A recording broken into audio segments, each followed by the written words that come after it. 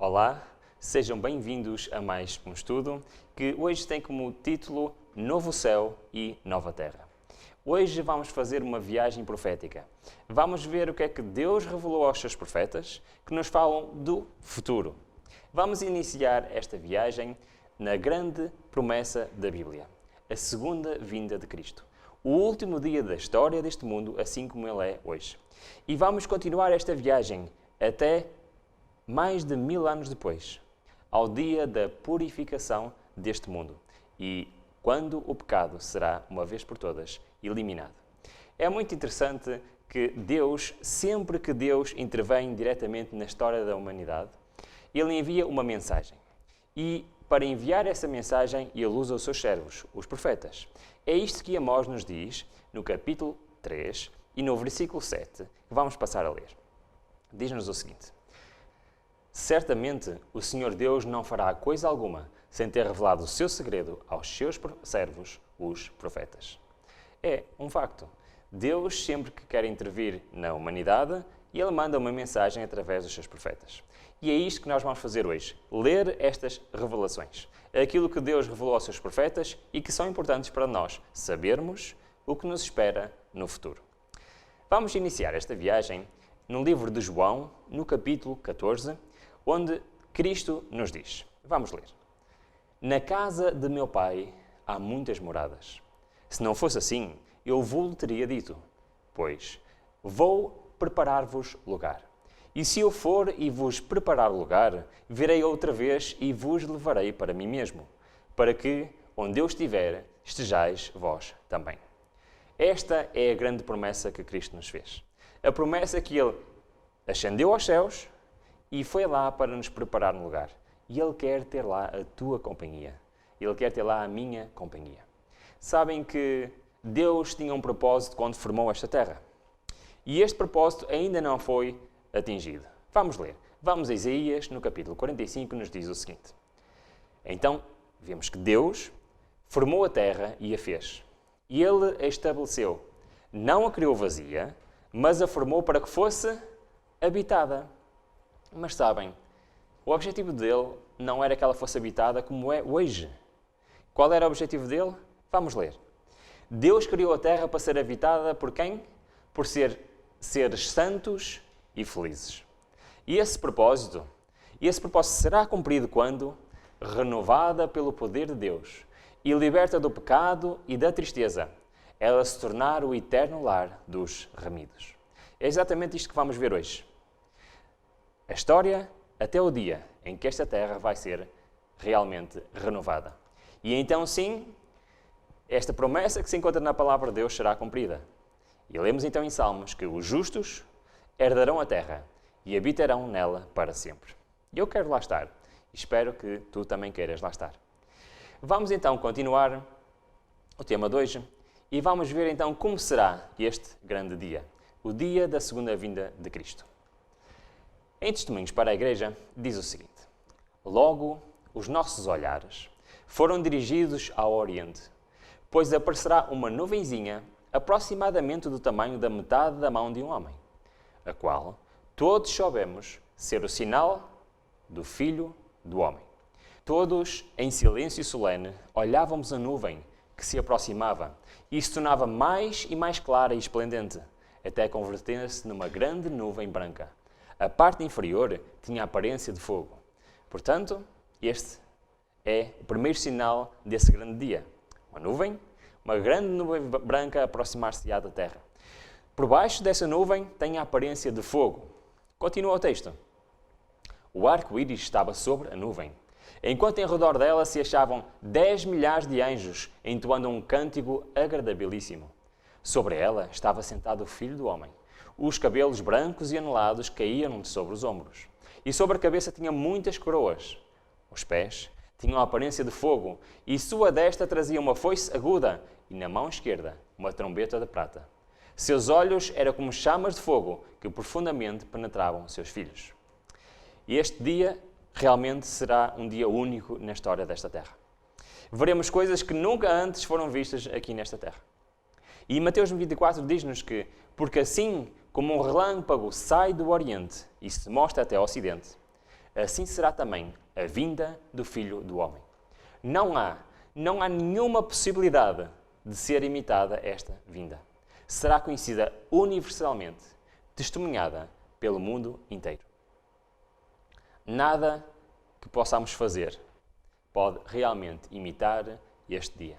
Este dia será tremendamente glorioso. Será um evento universal. Toda a gente poderá ver.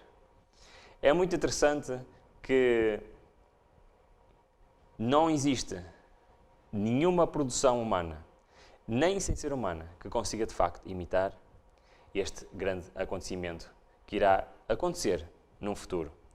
Num futuro que se calhar não é assim tão longínquo como às vezes pensamos. Continuando nossa viagem, lemos no grande conflito. Ao serem eles, referindo-se aos justos, chamados do seu profundo sono, começarão a pensar exatamente onde haviam parado.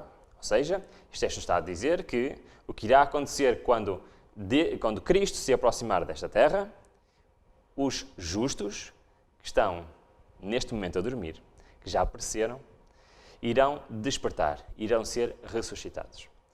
E o seu pensamento irá continuar exatamente quando parou. Ou seja, quando alguém que é considerado perante Deus justo morreu, neste dia ressuscitará e o seu pensamento irá continuar exatamente onde tinha parado.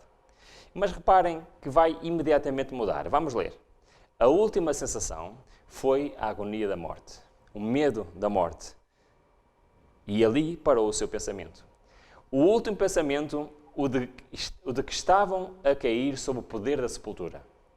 Mas agora, ao se levantarem da tumba, seu primeiro alegre pensamento se expressará na triunfante aclamação que vemos em 1 Coríntios. Onde está, ó morte, o teu aguilhão? Onde está o inferno, a tua vitória? Sabem que a palavra inferno, no seu significado literal, quer dizer sepultura.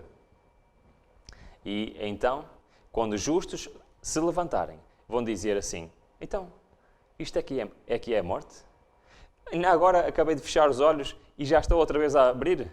Tinha eu medo disto? De facto, onde está, ó inferno, a tua vitória? Então, algo de extraordinário acontecerá. E ele mudará nosso corpo vil, modelando-lo conforme o seu corpo glorioso. As formas mortais, corruptíveis, destituídas de beleza, poluídas pelo pecado, tornam-se perfeitas, belas e imortais. Todos os defeitos e deformidades são deixados no túmulo. Os redimidos refletem a imagem do seu Senhor. Sim, é verdade. Os justos irão despertar, mas não irão despertar num corpo velho, doente, mas sim num corpo perfeito, destituído de corrupção.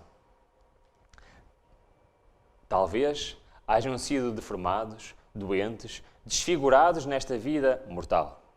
No entanto, ressurgindo em plena saúde e formosura. No entanto, no corpo glorificado, será perfeitamente mantida a identidade. Assim, disse Paulo em 1 Coríntios, então conhecerei como também sou conhecido. Estes justos, após despertarão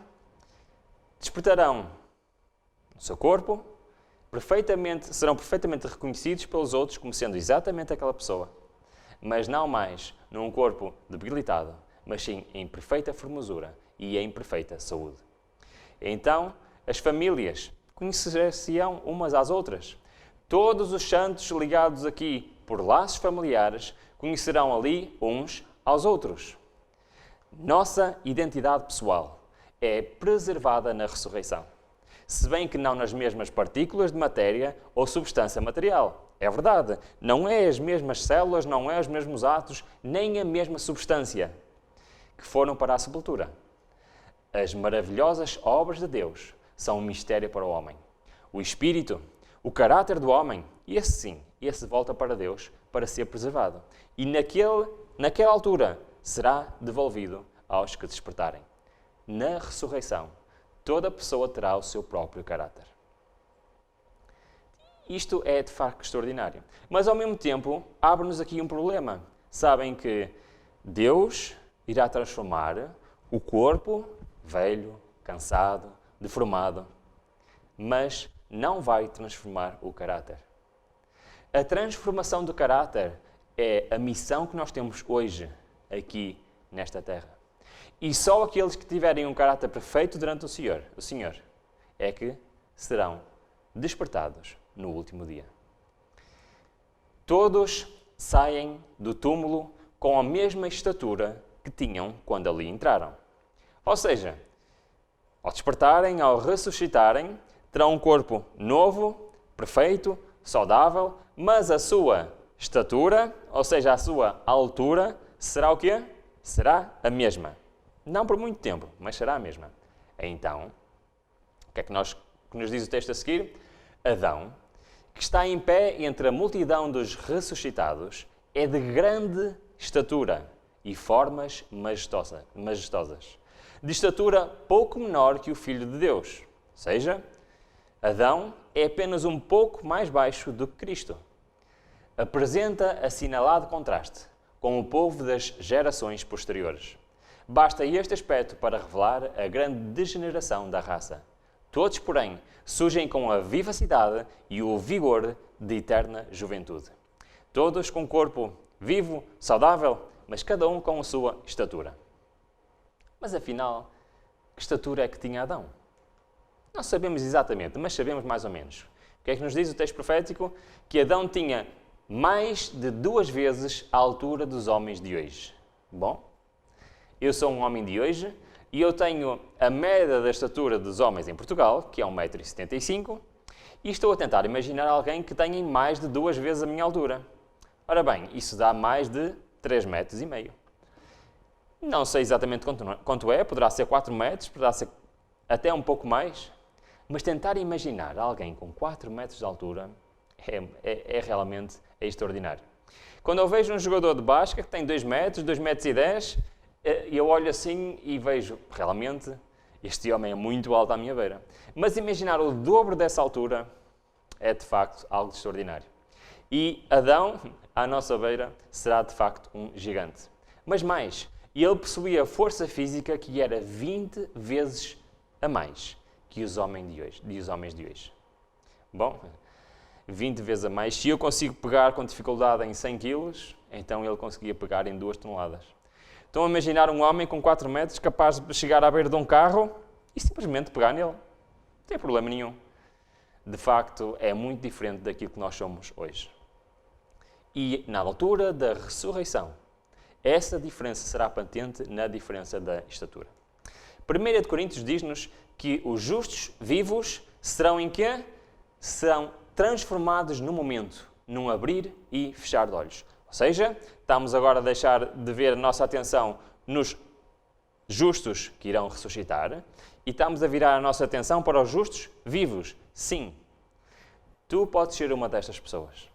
Uma destas pessoas que não vai passar pela morte. Assim como Enoque, assim como Elias não passaram pela morte, nós temos esta possibilidade hoje. Se Cristo vier nos nossos dias e nós preservarmos até ao fim, poderemos ser um destes justos vivos que serão transformados num abrir e fechar de olhos. E mais uma vez, este corpo que dói, que fica cansado, que fica doente, será transformado num abrir e fechar de olhos. Em Mateus continua, de facto, o decorrer desta história. E diz-nos que então ajuntarão os seus escolhidos desde os 4 ventos, de uma à outra extremidade dos céus. À voz de Deus. E eles foram glorificados e agora tornam-se imortais. Com os santos ressuscitados, são arrebatados para encontrar seu Senhor nos ares. Todos juntos. Aqueles que vão ser ressuscitados, aqueles justos que ainda estão vivos, serão todos arrebatados para os céus, para se encontrarem com o Senhor naquela nuvem. Deve ser, de facto, uma cena extraordinária de assistir. E eu quero lá estar presente. Tu queres estar lá presente? De facto, é extraordinário. O dia mais importante da história desta terra. Aquele dia em que aqueles que se vão salvar finalmente vão encontrar-se com o seu Senhor. O texto profético continua e agora em 1 Tessalonicenses diz assim: depois nós, os que ficamos vivos, seremos arrebatados juntamente com eles nas nuvens. a encontrar o Senhor nos ares, e assim estaremos sempre com o Senhor. Portanto, consolai-vos uns aos outros com estas palavras. Em Mensagens Escolhidas, temos mais um detalhe muito interessante. Vamos ler. Ao surgirem os pequeninos, imortais, de seu leito poento, imediatamente seguirão caminho voando para os braços maternos. É verdade. Todos aqueles que morreram em bebés, em pequeninos, que não tiveram a oportunidade de decidir, todos eles serão ressuscitados neste dia e serão entregues nos braços das suas mães. Isto será, de facto, um encontro extraordinário. Por isso eu quero te dizer algo. Se tu, na tua vida, perdeste um filho, perdeste um bebê, tens a oportunidade de voltar-te a reencontrar-te com ele. É, de facto, algo de extraordinário. É uma esperança que nós podemos ter e que nos pode animar para que possamos realmente desejar lá estar presente. Mas muitos desses bebés não terão lá as suas mães. Então o que é que vai acontecer? Vemos então que haverá um reencontro, reencontrar-se-ão para nunca mais se separarem, mas muitos dos pequeninos, porém, não terão mãe ali. E em vão, nos pomos à escuta do arrebatador cântico de triunfo por parte da mãe. Então, para esses, os anjos acolherão os pequeninos sem mãe e os conduzirão para junto da árvore da vida. Mais à frente vamos ver porquê. É de facto um detalhe que mais à frente vai fazer todo o sentido. Continuando a nossa história, vemos no grande conflito que diz-nos o seguinte. De cada lado do carro de nuvens existem asas. Bom, estamos a dar um pouco mais pormenor. Como é que é aquelas nuvens? Como é que os santos serão arrebatados para lá? Aqui fala-nos que é um carro de nuvens. A linguagem profética é às vezes um pouco estranha. Mas diz-nos assim, de cada lado desse carro de nuvens existem asas. E debaixo dele acham-se rodas vivas. Bom, eu já vi rodas de pedra, já vi rodas de madeira, até já vi rodas de borracha, mas estas eu nunca vi. No entanto, os profetas tiveram o privilégio de ver esta cena, disseram o quê? Que se acham rodas vivas. E ao volver o carro para cima, as rodas não só estão vivas, mas também clamam. E o que é que elas clamam? Santo. E as asas movendo-se clamam-se Santo. E o cortejo de anjos clama Santo, Santo, Santo. Senhor Deus Todo-Poderoso. E os remidos também falam. O que é que eles dizem? Dizem Aleluia. Enquanto o carro prossegue em direção à Nova Jerusalém. Então aqui os remidos, neste veículo de nuvens, que não me perguntem para explicar, porque não é possível compreendermos o que é isto, o que é que os profetas viram e tentaram descrever em palavras humanas, mas de facto será algo de extraordinário. E aqui iniciará uma viagem que vai ligar esta terra até ao céu, até ao trono de Deus. Em Mateus 25 diz-nos, e quando o Filho do Homem vier em glória, e todos os santos anjos com ele, então se assentará no trono da sua glória. Vemos aqui um pormenor interessante. É que, a quando da segunda vinda de Cristo a esta terra, como acabamos de ler, vemos que todos os anjos virão com ele. Apenas o Pai ficará lá no céu. Então o que é que vai acontecer durante este tempo? Durante este tempo haverá o quê? Haverá silêncio no céu. Não está lá Cristo, não está lá nenhum dos anjos, haverá silêncio no céu. Por quanto tempo? Apocalipse 8 dá-nos a resposta. Fez-se silêncio no céu por quase meia hora. Então isto será muito rápido. Meia hora? Portanto, Cristo sair do céu com todos os anjos, vir a esta terra, ressuscitar toda a gente, voltar, meia hora, vai ser um acontecimento muito rápido. Sabem que linguagem profética, e não vamos poder entrar em grandes detalhes, mas em linguagem profética nós sabemos que, então, um ano é o quê? É um dia. Vamos ver, então. Um ano profético é um dia. Então, 12 meses são 24 horas. 6 meses são 12 horas, por aí fora. 3 meses são 6 horas. Um mês são 2 horas. 2 semanas, 1 hora. Então, meia hora profeticamente é quanto? É uma semana. então profeticamente, Cristo saindo do céu para vir buscar os remidos. Depois os remidos voltarem ao céu, durará quanto tempo? Cerca de uma semana. Mas por que tanto tempo? Isto não podia ser muito mais rápido? Vamos ler.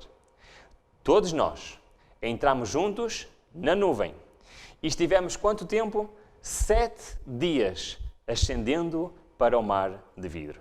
Pois bem, esta viagem entre esta terra e o céu será uma viagem de 7 dias. E eu estou ansioso por participar nesta viagem.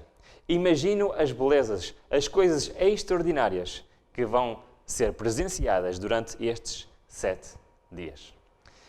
Mas sabem, os remidos chegaram lá, ao céu. E vemos que irão ascender para aquilo que os profetas chamam de mar de vidro. E eu tento imaginar o que é que será um mar de vidro, mas tento talvez algo que pareça com água, que seja liso. Mas será aí, em frente à cidade santa, que os remidos irão abandonar a nuvem e se colocar perante as portas da Nova Jerusalém. Vamos ler no Grande Conflito. Diz-nos o seguinte. Antes de entrar na cidade de Deus, o Salvador concede a seus seguidores os emblemas da vitória. Ou seja, às portas da Nova Jerusalém, neste mar de vidro, irá haver uma cerimónia de condecoração de todos os remidos. Vamos ler. Conferindo-lhes as insígnias de sua condição real. É verdade. Todos aqueles que e guiarem a sua vida de acordo com a vontade de Deus, são chamados filhos de Deus. E nesta altura, iremos receber os emblemas, as insígnias da nossa realeza como filhos de Deus.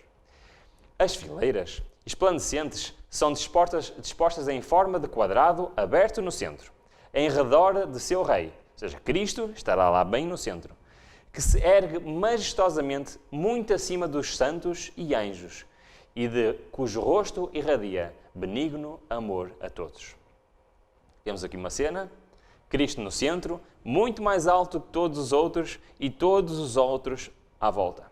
O único que ainda está perto da estatura de Cristo é quem? Como já vimos, Adão, o mais alto de todos os humanos habitantes que já passaram por esta terra. Então, como é que vai ser esta cerimónia de coroação ou de identificação dos filhos de Deus? Vamos ver. Vi então um inumerável exército de anjos trazerem da cidade gloriosas coroas com nomes escritos, um para cada santo.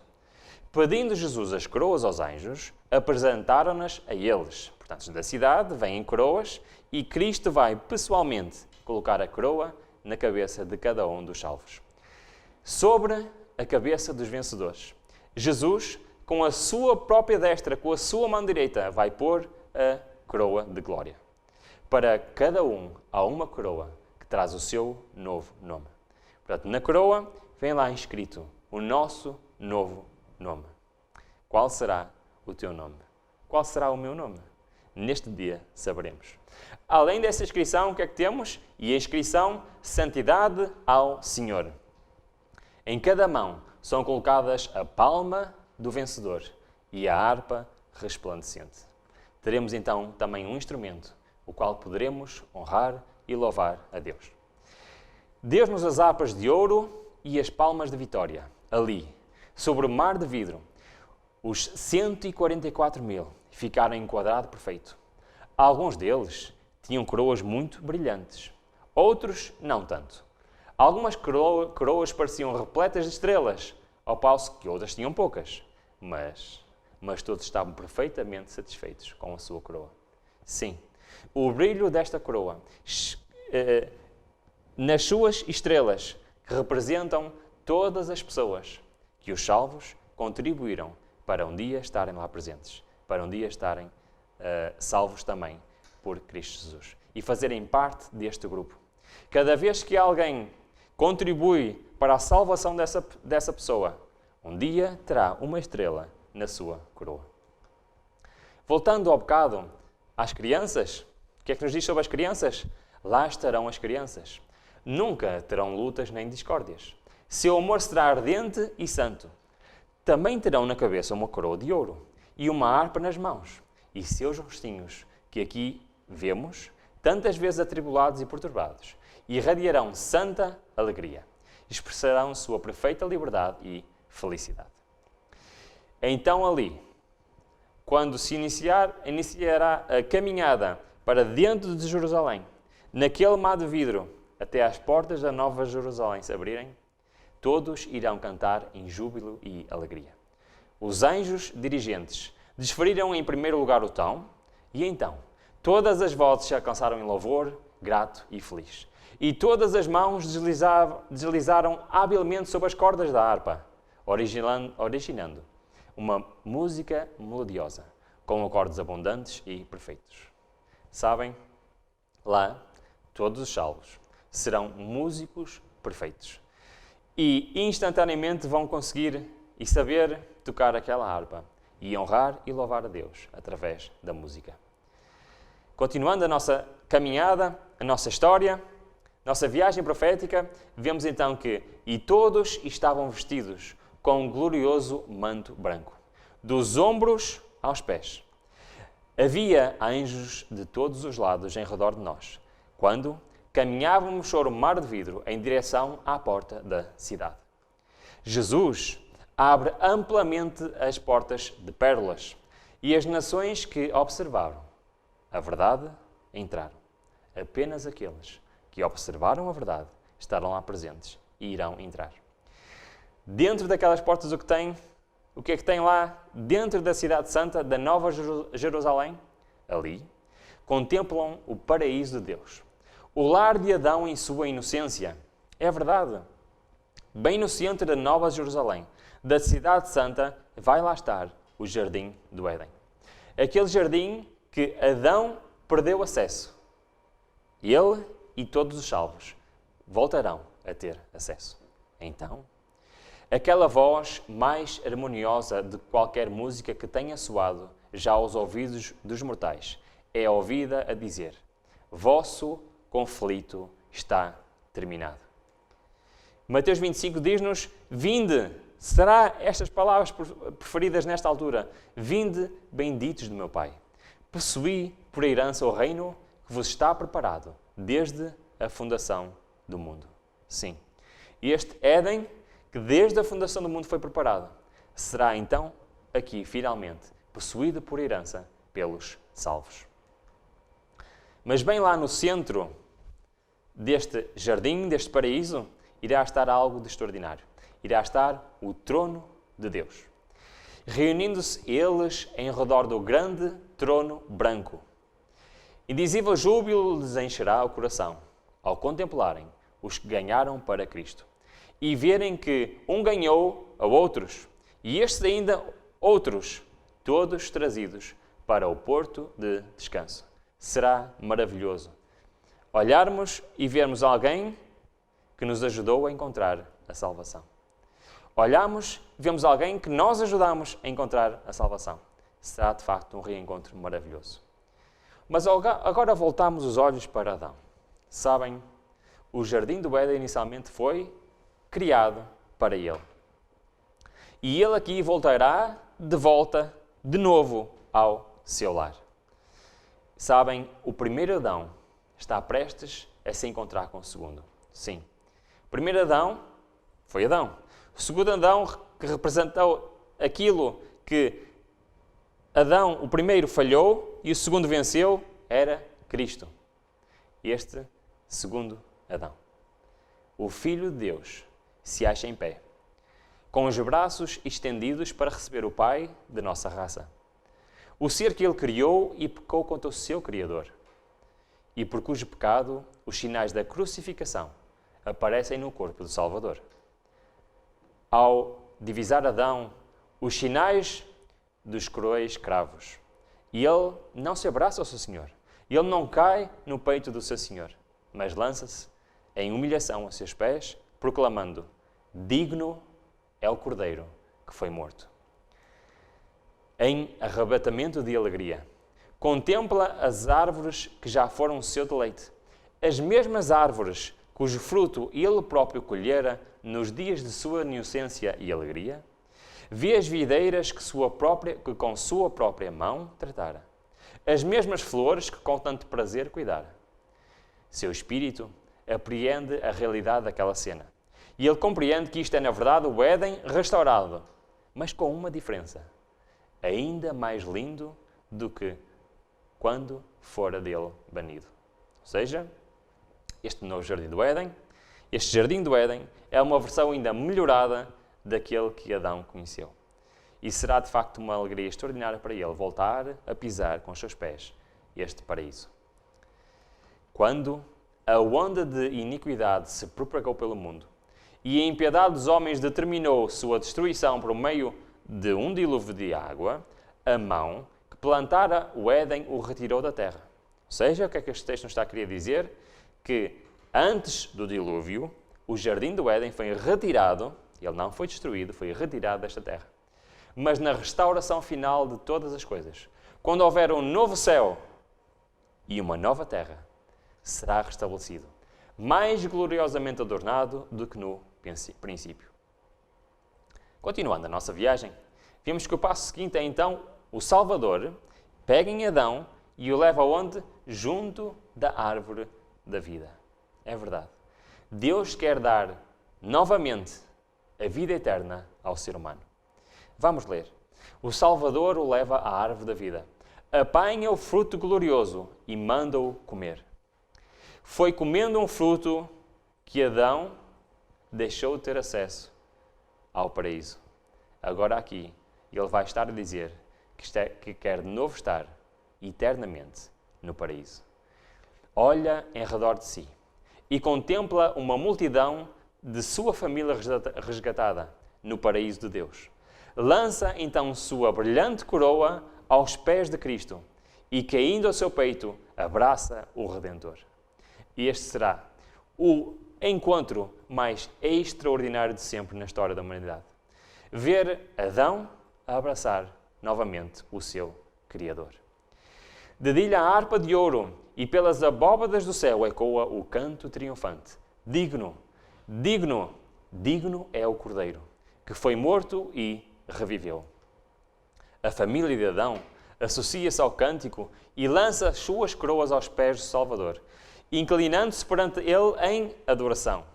Esta reunião é testemunhada pelos anjos. Sim, os anjos que choraram quando da queda de Adão e se rejubilaram ao ascender Jesus ao céu, depois de ressurgido, tendo aberto a sepultura por todos os que crescem em seu nome.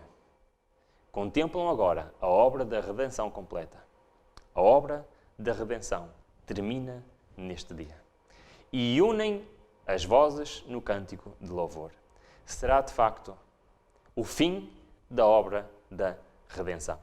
E todos aqueles salvos e todos os anjos cantarão honras e louvores a Deus.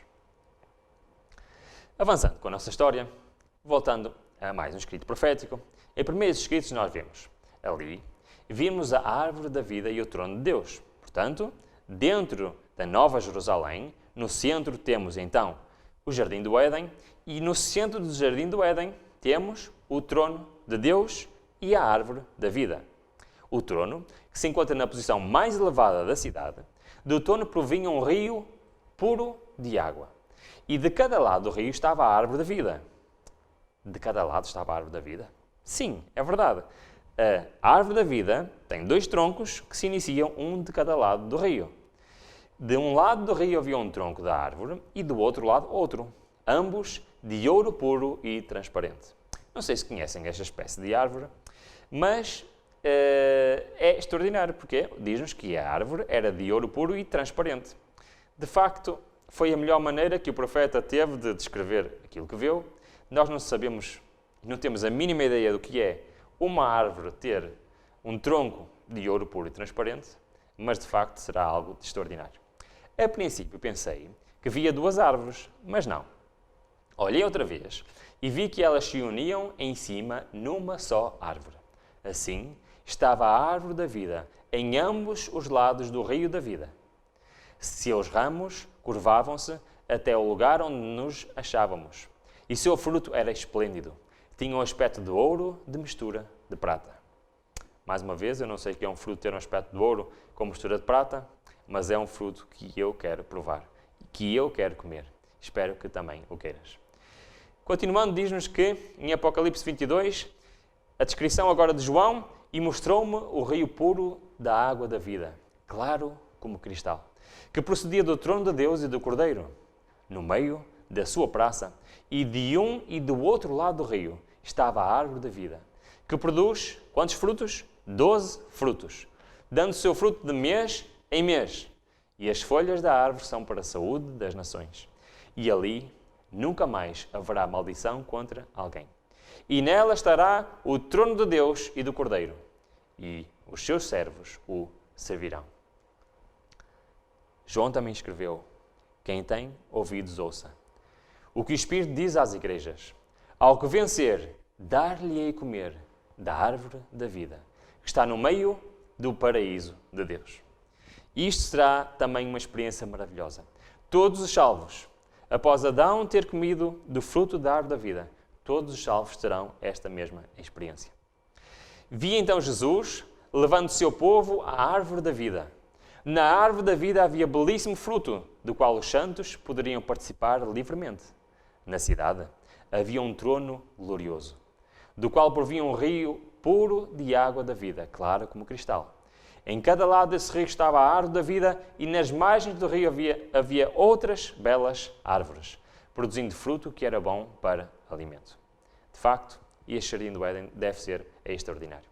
E todos aqueles que forem salvos terão o privilégio de comer deste fruto. E algo extraordinário irá acontecer quando os salvos começarem a participar e ter acesso à árvore da vida e comer o seu fruto. Diz-nos então que, restabelecidos à árvore da vida no Éden, há tanto tempo perdido, os remidos crescerão até à estatura completa da raça em sua glória primitiva. É verdade. A partir do momento em que os justos comerem da árvore da vida, começarão a crescer até à sua estatura final. Até à estatura semelhante à de Adão. Não mais, se eu espero bem lá estar, não mais terei 1,75 m, mas se calhar terei 4 metros de altura. É de facto uma promessa extraordinária. Seremos então restabelecidos àquilo que devíamos ser, ao plano inicial de Deus. Os últimos traços da maldição do pecado serão removidos, e os fiéis de Cristo aparecerão na beleza do Senhor nosso Deus, refletindo no espírito, alma e corpo a imagem perfeita do seu Senhor. E então, ao bocado lemos que os pequeninos que não terão mãe serão conduzidos pelos anjos da árvore da vida para quê? Muitos dos pequeninos, porém, não terão mãe ali. Em vão, nos pomos à escuta do cântico, arrebatador cântico do triunfo por parte das mães. Os anjos acolherão os pequeninos sem mãe e os conduzirão para junto da árvore da vida, como já vimos. Porquê? Como já vimos, para eles também crescerem para a estatura final. Para eles também irem para a perfeita imagem de Cristo. Não serão bebés para sempre, mas também crescerão e se tornarão pessoas iguais às outras e refletindo perfeitamente a imagem de Cristo. Então, depois da humanidade ser restabelecida à árvore da vida, a grande promessa de Apocalipse 21 será uma realidade. E Deus limpará de seus olhos toda a lágrima. E não haverá mais morte, nem pranto, nem clamor, nem dor, porque já as primeiras coisas são passadas. Nenhuma árvore da ciência do bem e do mal oferecerá oportunidade para tentação. Nunca mais perderemos o acesso ao jardim do Éden, ao paraíso. Nunca mais haverá a possibilidade de voltarmos a cair em pecado. Não haverá ali tentador, nem possibilidade para o mal. Todos os caráteres resistiram à prova do mal e nenhum será jamais suscetível ao seu poder. Mas como é que será? Como é que será a vida lá? Vamos ver rapidamente alguns pormenores. Vi ali casas belíssimas. Tinham a aparência de prata, apoiadas por 4 colunas, machetadas de pérolas preciosas, muito agradáveis à vista. É verdade. Todos nós, todos aqueles que estiverem lá, todos os justos salvos, terão uma verdadeira mansão. Muito mais majestosa, muito mais bonita do que qualquer uma nesta terra. Serão então casas maravilhosas que Deus tem preparadas para cada um de nós. E destinam-se a quê? Destinam-se à habitação dos santos. Em cada uma havia uma prateleira de ouro. Uma prateleira para quê? Vi muitos dos santos entrarem nas casas, tirarem sua coroa resplandecente e colocar na prateleira, saindo então para o campo ao lado das casas. Esta coroa será uma coroa extraordinária, mas só para ocasiões especiais.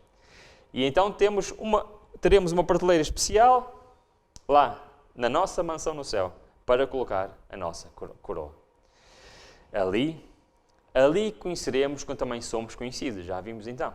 Conheceremos as pessoas, sabemos quem elas serão. Ali o amor e simpatia que Deus plantou na pessoa encontrarão o mais verdadeiro e suave exercício. A pura comunhão com seres santos.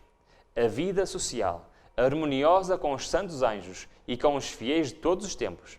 A santa associação que reúne toda a família nos céus e na terra.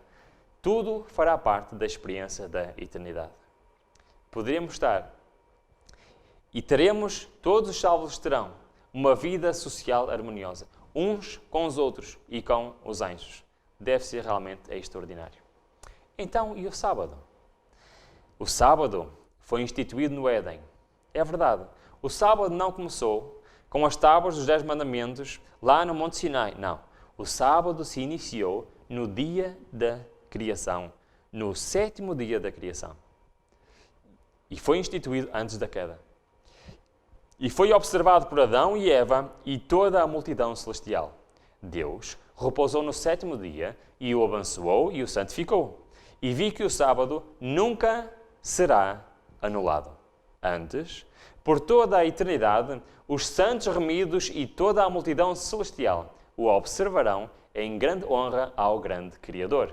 E cumprirão a profecia que se encontra em Isaías 66, que nos diz: porque, como os novos céus e a nova terra que hei de fazer estão diante da minha face, e desde um sábado até ao outro virá toda a carne a adorar perante mim, diz o Senhor. Mas este sítio, este paraíso, está para além da nossa imaginação. Nada que nós possamos imaginar chega sequer perto da glória, da beleza e da majestade que será. A linguagem humana não é adequada para descrever a recompensa dos anjos. Nem sequer temos palavras que se adequam na nossa linguagem para descrever aquilo que está à nossa espera. Será conhecida apenas dos que a contemplarem. Nenhum espírito finito pode compreender a glória do paraíso. Paulo disse exatamente a mesma coisa. As coisas que o olho não viu e o ouvido não ouviu e não subiram ao coração do homem são as que Deus preparou para os que o amam. E eu realmente quero contemplar este lar magnífico. Eu quero um dia lá estar e ver com os meus próprios olhos. O leão, que aqui tanto precisamos de respeitar e temer, deitar-se-á então com o cordeiro, e tudo na nova terra será paz e harmonia. As árvores da nova terra serão retas e altaneiras, sem deformidades. Os santos tangerão as harpas de ouro e cantarão do amor redentor, entoando melodias a Deus. Suas antigas provas e sofrimentos neste mundo serão esquecidos e se dissiparão entre as glórias da nova terra. De facto, será tão glorioso, será tão extraordinário, que as memórias dos tempos idos, dos tempos de sofrimento nesta terra, serão esquecidos. Se pudéssemos ter mesmo que uma só visão da cidade celestial, nunca mais desejaríamos morar outra vez nesta terra. Deve ser realmente um lugar extraordinário. Portanto, continuando a nossa viagem, deixemos que tudo o que é belo em nosso lar terrestre nos lembra o rio de cristal e os campos verdejantes, as árvores farfalhantes e as fontes vivas, a cidade resplandecente e os cantores vestidos de vestes brancas do nosso lar celestial. Aquele mundo de beleza que nenhum artista pode pintar, nenhuma língua mortal pode descrever. Eu já tive a oportunidade de estar em alguns países que têm uma beleza natural extraordinária. Já tive a oportunidade de ver vales, de ver montanhas, de ver paisagens que são de tirar a respiração. E eu gosto muito de ir para as montanhas e desfrutar da natureza. E muitas vezes eu me sento numa paisagem lindíssima e penso assim, se isto é tão bonito, dá-me a vontade de estar aqui sempre. Se isto é tão bonito, então como será o lar que Deus tem preparado para nós? Que não tem comparação com nada que exista neste mundo hoje, atualmente. Mas nós não estaremos lá, e todos aqueles, e eu espero lá estar, todos aqueles que se salvarem não estarão lá, sentados numa nuvem, a tocar harpa. Todos terão ocupações, todos terão coisas para fazer e coisas extraordinárias. Vamos só ver 2 ou 3 rapidamente para despertar um pouco, se calhar, o nosso interesse em um dia lá estar. Na terra renovada, os redimidos empenhar-se-ão em ocupações e prazeres, que levaram felicidade a Adão e Eva no início. Será vivida a vida edénica, a vida no jardim e no campo. Edificarão casas e as habitarão. E plantarão vinhas e comerão o seu fruto. Não edificarão para que os outros habitem. Não plantarão para que os outros comam, porque os dias do meu povo são como os dias da árvore. E os meus deleites frutarão das obras das suas mãos. Diz em Isaías 65. Todos nós seremos músicos hábeis. Haverá ali música e cânticos. Quem gosta de música, digo-vos, será um paraíso para os músicos. Música e cantos que ouvidos mortais jamais ouviram, nem o espírito humano concebeu, com exceção dos que em visões de Deus se têm revelado. Os cantores e tocadores de instrumentos entoarão. Alcançarão a sua voz e cantarão com alegria, por causa da glória do Senhor. Foi mostrada a ordem, a perfeita ordem do céu. E senti-me arrebatado ao escutar música perfeita. Lamento informar, mas nesta terra nunca vamos ouvir música perfeita. Podemos fazer música belíssima, extraordinária, mas esta música perfeita, só lá os nossos ouvidos vão ouvir. A música perfeita que ali há. Depois de sair da visão, o canto a que me soou muito áspero e dissonante. Há um anjo que dirige sempre, o qual toca primeiro a harpa a fim de dar o tom. Depois, todos se juntam na majestosa e perfeita música do céu. Ela é indescritível. É melodia celestial, divina, enquanto cada semblante reflete a imagem de Jesus, irradiando glória indizível. Deverá ser, de facto, música extraordinária. Mais atividades extraordinárias lá. Todo o remido compreenderá a atuação dos anjos em sua própria vida. Que maravilha será entreter conversa com um anjo que foi o seu guardador desde dos seus primeiros momentos. É verdade, nós hoje, aqui na Terra, todos nós temos um anjo da guarda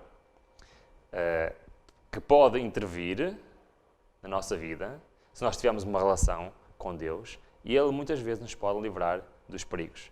E como bom será, podemos finalmente conversar com Ele.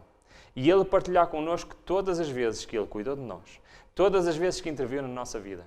Será de facto uma conversa extraordinária. E então, continua o texto, que lhe vigiou os passos e cobriu a cabeça no dia de perigo, que o protegeu no vale da sombra da morte, que assinalou o seu lugar de repouso e que foi o primeiro a saudá-lo na manhã da ressurreição. Eu sou sincero. Eu já escolhi a minha profissão ou atividade preferida um dia na nova terra. E por isso eu anseio muito lá poder estar. E será exatamente esta que vou ler agora. Todos os tesouros do universo estão abertos ao estudo dos redimidos de Deus. Livres da mortalidade, alcançarão voo incansável para os mundos distantes. Mundos que frimaram de tristeza ante o espetáculo da desgraça humana e ressoaram com cânticos de alegria ao ouvir as novas de uma alma resgatada. Com indizível deleite, os filhos da terra entrarão de posse da alegria e sabedoria dos seres não caídos. É verdade. Todos os salvos terão a oportunidade de serem exploradores intergalácticos. Será algo de extraordinário. Poder ir a mundos distantes, conversar, visitar seres que nunca passaram pelo pecado. Seres que nunca viveram no mundo do sofrimento como nós vivemos hoje. E poder partilhar com eles, poder ouvir as suas instruções e poder visitar todos os cantos do universo. Será de facto uma experiência extraordinária. Mas, voltando à nossa história, e agora vamos para a parte final, existe um período em que os salvos irão estar no céu. E esse período é-nos escrito em Apocalipse como sendo de 1000 anos. Mas estes 1000 anos não serão só para as pessoas andarem, a usufruir, a se deleitar com aquele paraíso tão extraordinário. Mas será uma missão para cumprir. E essa missão é uma missão muito importante. Vamos ler no Grande Conflito, diz assim: durante os 1000 anos, entre a primeira e a segunda ressurreição, ocorrerá o julgamento dos ímpios. Então nós vemos aqui qual é a missão dos justos. A missão durante estes 1000 anos é passar a pente fino a vida de cada um dos ímpios e ver qual o motivo da sua condenação. Já dizia Daniel que foi dado juízo a quem? Aos santos do Altíssimo.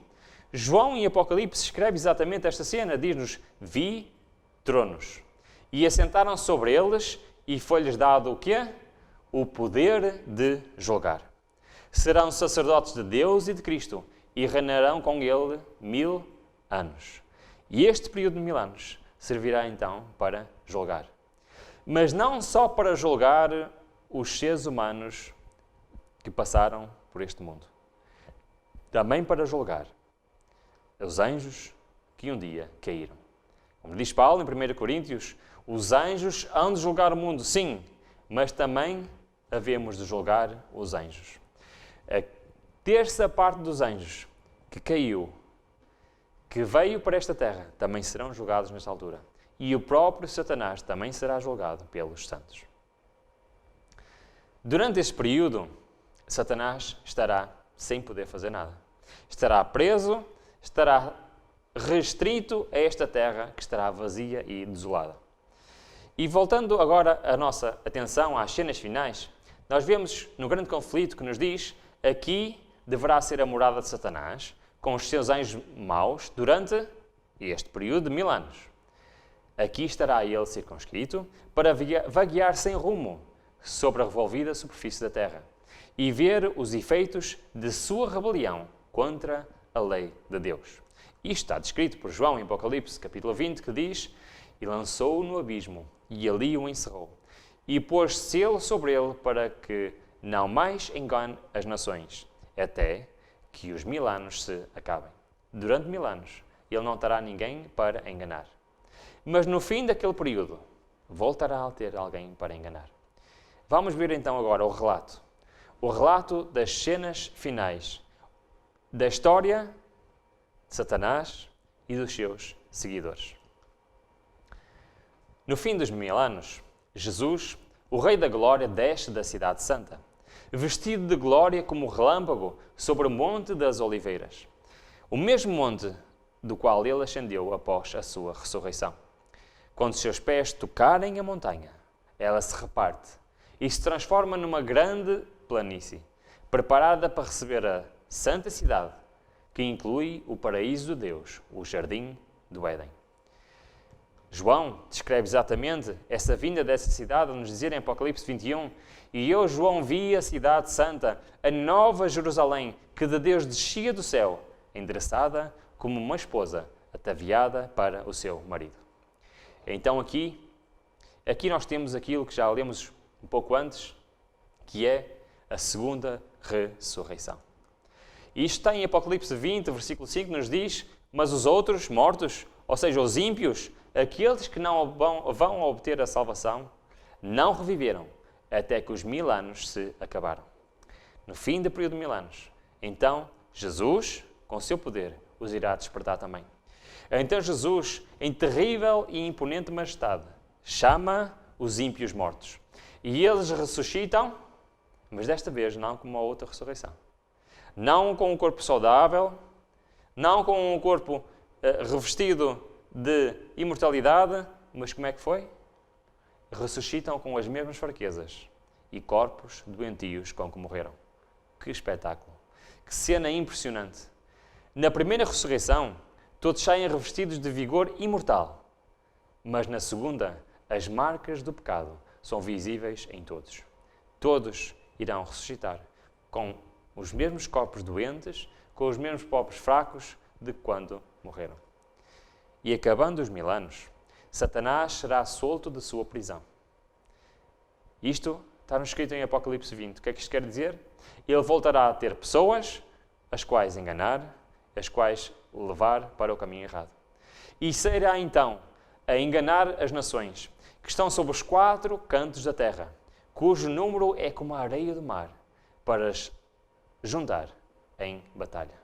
O último plano de Satanás, o último engano de Satanás será então juntar todos os ímpios que ressuscitaram para os congregar para a última batalha desta terra.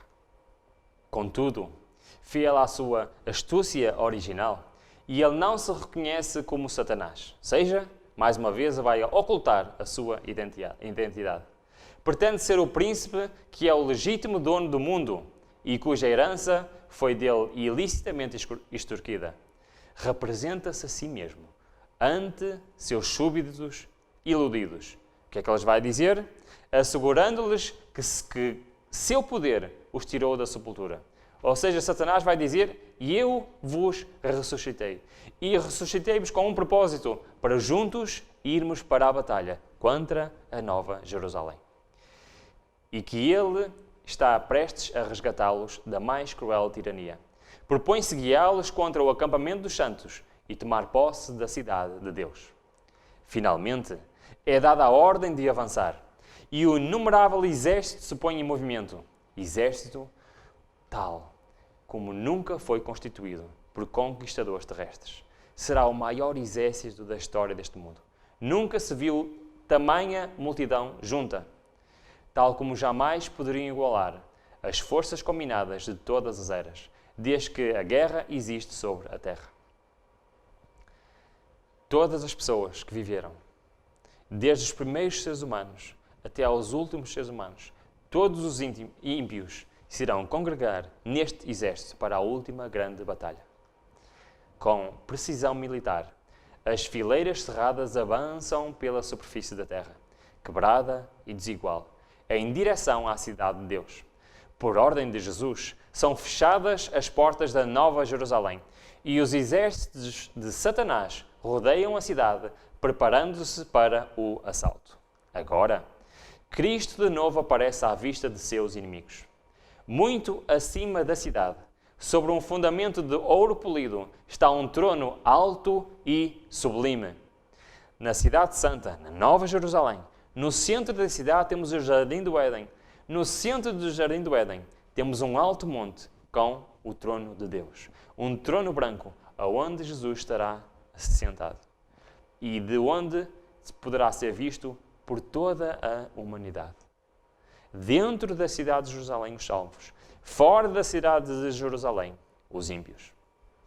E neste momento, perante o olhar de todos os habitantes, de todas as eras da história deste mundo, algo de extraordinário vai acontecer.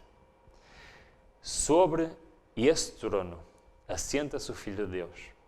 E em redor dele estão os súbditos de seu reino. O poder e majestade de Cristo. Nenhuma língua os pode descrever, nem pena alguma retratar. A glória do Pai eterno envolve seu Filho. O resplendor de sua presença enche a cidade de Deus e estende-se para além das portas, inundando a terra inteira com o seu brilho. Na presença dos habitantes da terra e do céu reunidos, é efetuada então a coroação final do Filho de Deus. Ali, perante todos os seres humanos, perante todos os anjos, Cristo será coroado para sempre como o Rei da nossa terra, como o Rei de todos os seres humanos, e os salvos irão estar com Ele para todo sempre. Naquele momento, toda a gente ficará admirada e até em êxtase com aquele momento. E vemos que o texto continua e nos diz como que, extasiados, os ímpios contemplam a coroação do Filho de Deus. Veem em suas mãos as tábuas da lei divina, os mesmos estatutos que eles desprezaram e transgrediram ao longo das suas vidas.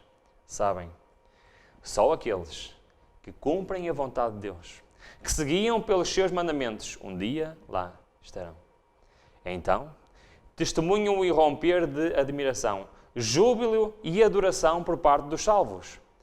E ao propagar-se a onda de melodia pelas multidões fora da cidade, todos juntos, salvos e ímpios, vão todos dizer aquilo que está em Apocalipse 15, 3, que nos diz: grandes e maravilhosas são as tuas obras. Senhor Deus Todo-Poderoso, justos e verdadeiros são os teus caminhos, ó Rei dos Santos. E prostrando-se, adoram o Príncipe da Vida.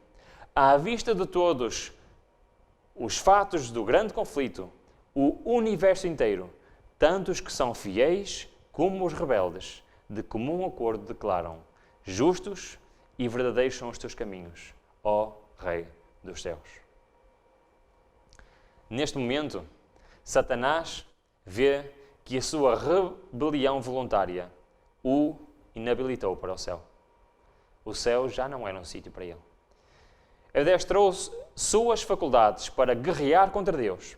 A pureza, a paz e a harmonia do céu lhe seriam uma suprema tortura. Suas acusações contra a misericórdia e justiça de Deus silenciaram agora. A culpa que se esforçou por lançar sobre Jeová repousa inteiramente sobre ele.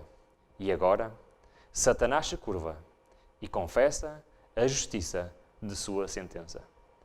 E a profecia que se encontra em Romanos, escrita por Paulo, se cumprirá neste momento, em que todo joelho se dobrará a mim e toda a língua confessará a Deus. Sim, todos estarão de acordo que Jesus é, de facto, o nosso Rei eterno. João relata em Apocalipse 20 exatamente esta cena. E vi um grande trono branco, e o que estava assentado sobre ele, de cuja presença fugiu a terra e o céu, e não se achou mais lugar deles. E vi os mortos, grandes e pequenos, que estavam diante de Deus, e abriram-se os livros. E abriu-se o outro livro, que é o da vida. E os mortos foram julgados pelas coisas que estavam escritas nos livros, segundo as suas obras. Aquilo que nós fazemos neste mundo, as nossas decisões, vão um dia decidir de que lado nós estaremos. Logo que os livros de registro são abertos e o olhar de Jesus incide sobre os ímpios, eles se recordam de todo o pecado cometido.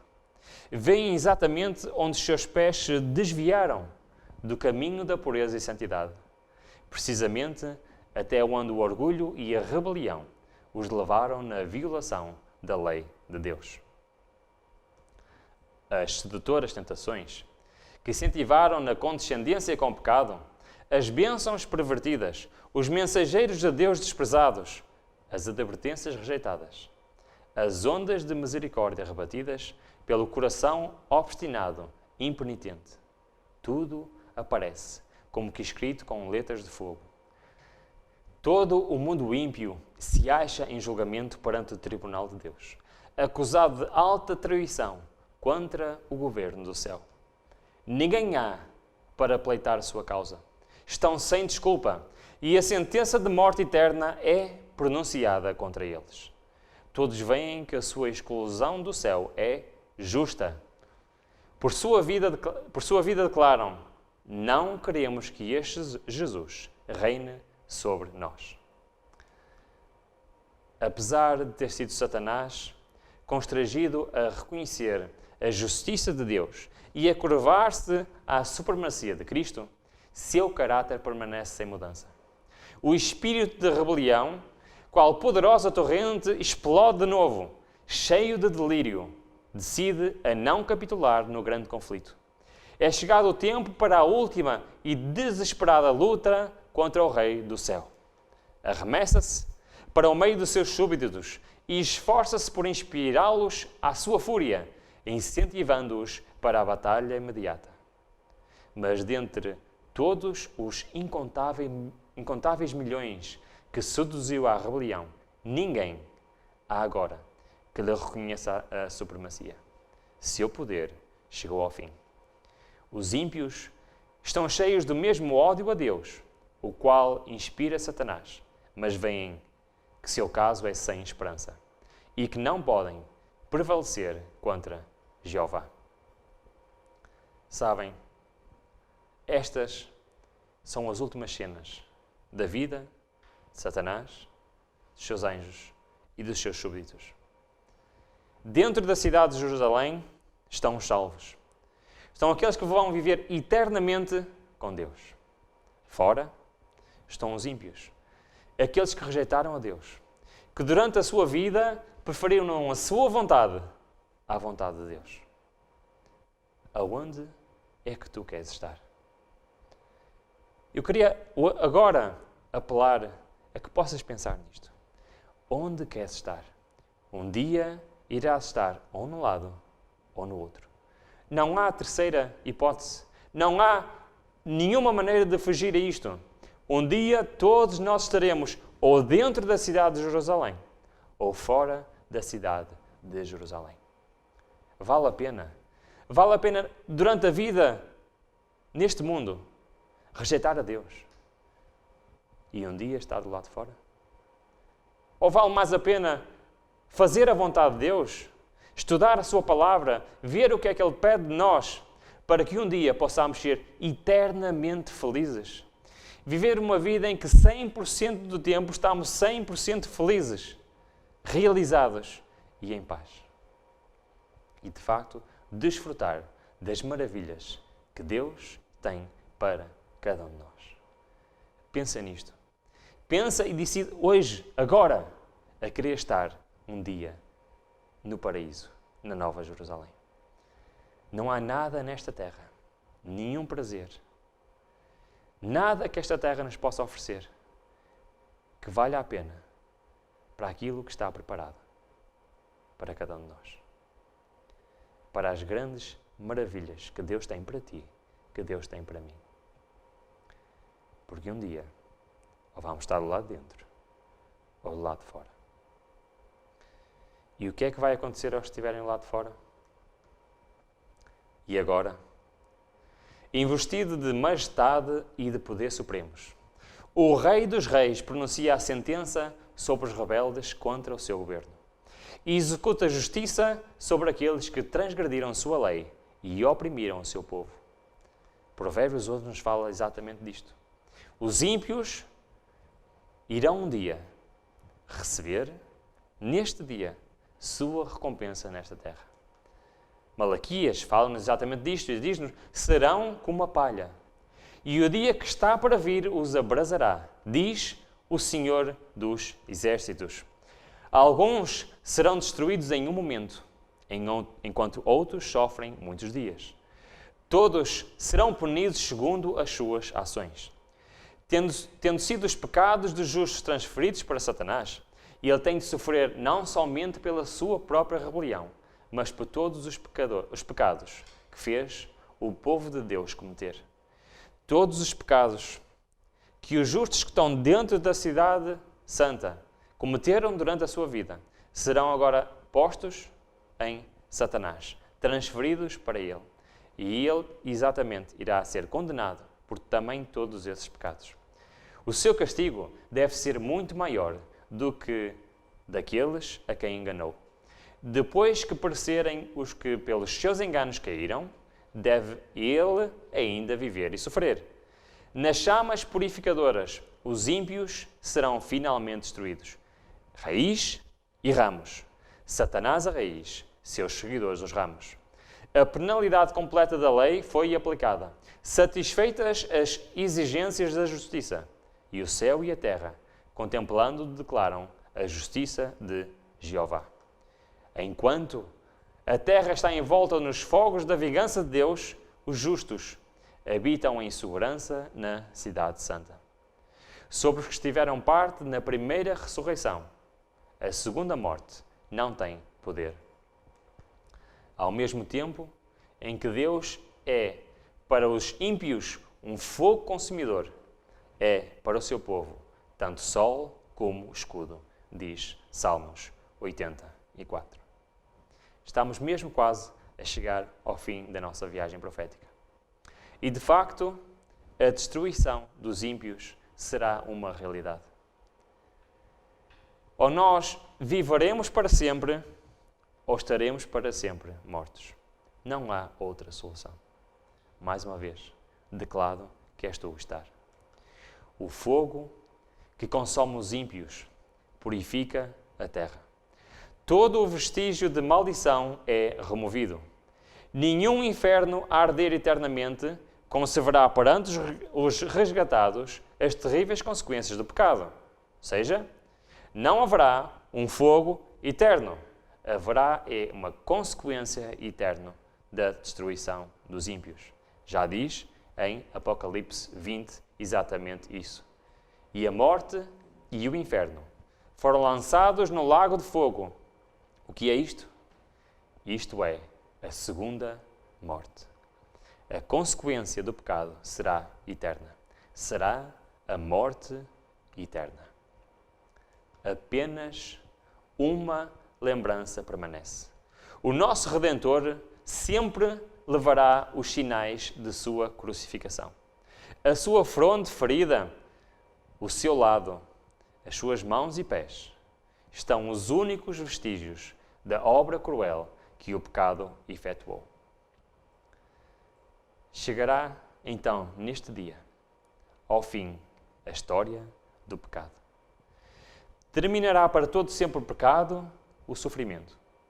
E viverão para sempre aqueles que fizerem a vontade de Deus. Aqueles que estiverem neste mundo vivendo como se fossem forasteiros e não pertencentes a este mundo.